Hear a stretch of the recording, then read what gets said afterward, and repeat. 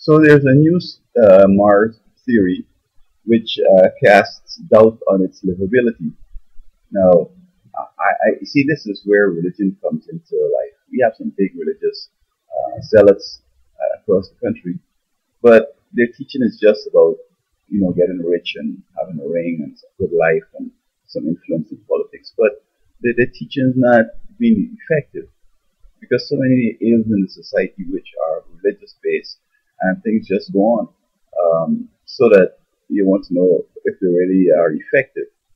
Now, they're saying that they wanted to colonize one of these planets and see if they could, start living over there.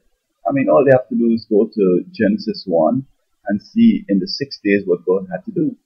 And if they could do that, he created the environment, this wind here, this oxygen and carbon dioxide for the plants, and all the other rare gases and so on. Put water in, cause the sun and the moon and the stars to be the right distance so that we have the right effect.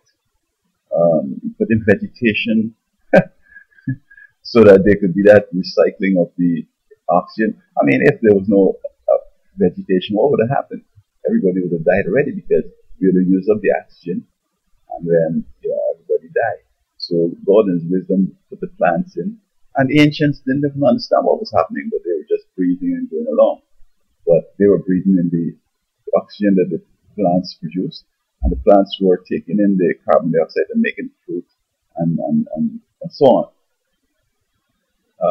Put in fish, put in food, birds, animals, cows and sheep and goats and so on. I mean, it's so awesome. Now, why don't they try to see if they could do that on Earth first before wasting them going out there? But I believe that all this space travel. I mean, we got to go back to see who pioneered this thing. Now, Hitler boys, they came up with these rockets that were able to assist nations to go to the moon. And we thought, oh, Hitler was so evil and so on, and his program was evil.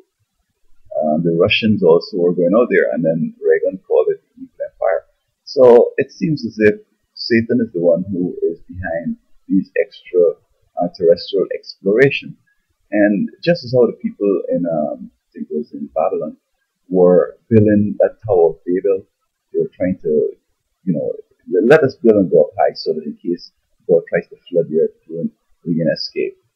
So these guys are not taking chance. They know the fire's coming, so they figure like, if we could go out to this world, to another world, then we won't be affected by the fire, or if God changed his mind by the water. Well, I mean, it's so far away, you have to set up stuff like, I mean, how are you going to, I know we have a lot of knowledge and so on, medicine and other things that, if you get things started, you can take care of business. But I think it's just so, downright dumb. I mean, there's no environment up there. You can't plant nothing. I mean, God hadn't intended that Mars to be a place for inhabitants.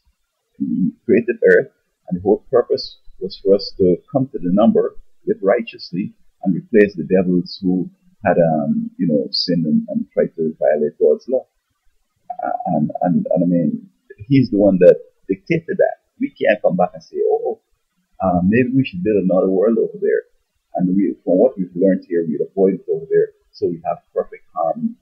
Now with human beings, man, you can never have no perfect harmony with humans. When God is in the heart, you can have some peace. But other than that, it's impossible. So if these guys were going to church and that believed in God and read the Bible, we don't waste time with all this kind of speculation that, we're going to colonize Mars. Oh, yes, we this and that. I'm sure that where Mars is, if it were possible that they could go in, build some tents or whatever, it's not at the right distance from the sun and from the moon and from the stars, and who knows the effects, maybe they'll all die, right? So, don't waste your time, man. Just read the Word of God, see what He says is possible, and spend all your life on that. This thing is a waste of time.